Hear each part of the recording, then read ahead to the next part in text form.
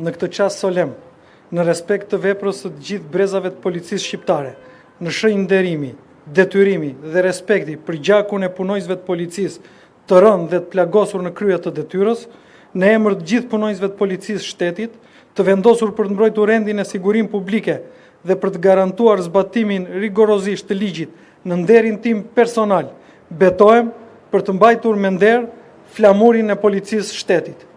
Betohem. Me këtë betim e nisi zyrtarisht detyrën në krye të policisë shtetit Skënder Hitaj. Stafetën ja kaloi drejtori komanduar Sokol Bishga, i cili drejtoi përkohësisht policinë e shtetit pas largimit të Ilir Prodës. Për mandatin 5 vjeçar, prioritetet e Skënder Hitës nisin nga lufta pa kompromis kundër korrupsionit dhe krimit të organizuar, duke nisur që nga rrallët e bluve, për të vijuar me rritjen e sigurisë për qytetarët, modernizimin e policisë, rritjen e transparencës dhe forcimin e bashkëpunimit me partnerët ndërkombëtar.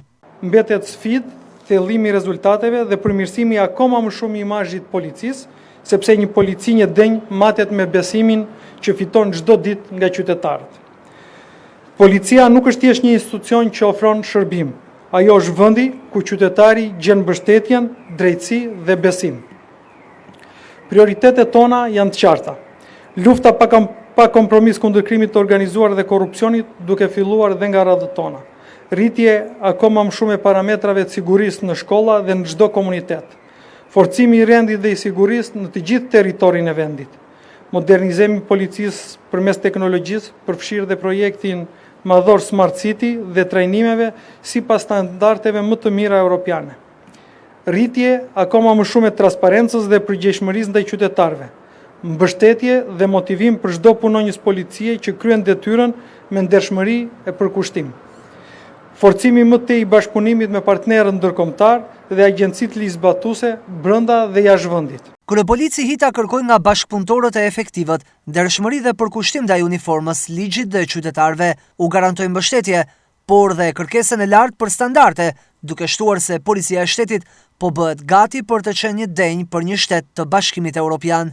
Të dashur punonjës të policisë shtetit, ju jeni shtylla e këtij institucioni. Nga ju kërkoj përkushtim, ndershmëri dhe respekt të palëkundur për ligjin dhe qytetarët. Do të jem mbështetësi juaj në rrugën e drejtë, por dhe kërkues i lartë i standardeve dhe përgjegjësisë, sepse po përgatitemi për policinë e shtetit të një vendi evropian.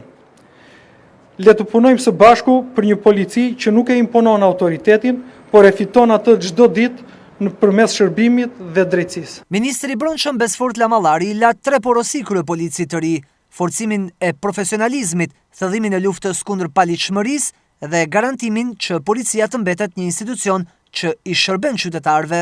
Zoti Skënder Hita është njeriu i duhur për të udhëhequr policinë e shtetit në një moment të rëndësishëm për vendin dhe për qytetarët, duke garantuar stabilitet, leadership dhe përkushtim ndaj shërbimit të qytetarëve dhe ligjit. Çdo hap përpara në luftën kundër krimit, çdo standard i rritur profesional, çdo qytetar që ndihet i sigurt, është një hap më afër Evropës së Bashkuar.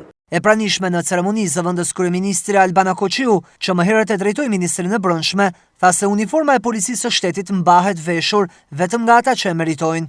Dhe kjo është detyra e parë e drejtorit të ri, është pikërisht forcimi i këtij standardi në çdo hallk të tij, i kësaj organizate që në fakt është një nga organizatat më të rëndësishme të shtetit shqiptar, e cila në çdo nivel të drejtimit dhe në çdo hallk dhe ndërveprim me qytetarët duhet të ketë parësore pikërisht integritetin dhe profesionalizmin në mënyrën se si komunikon dhe ndërvepron me gjithë secilin.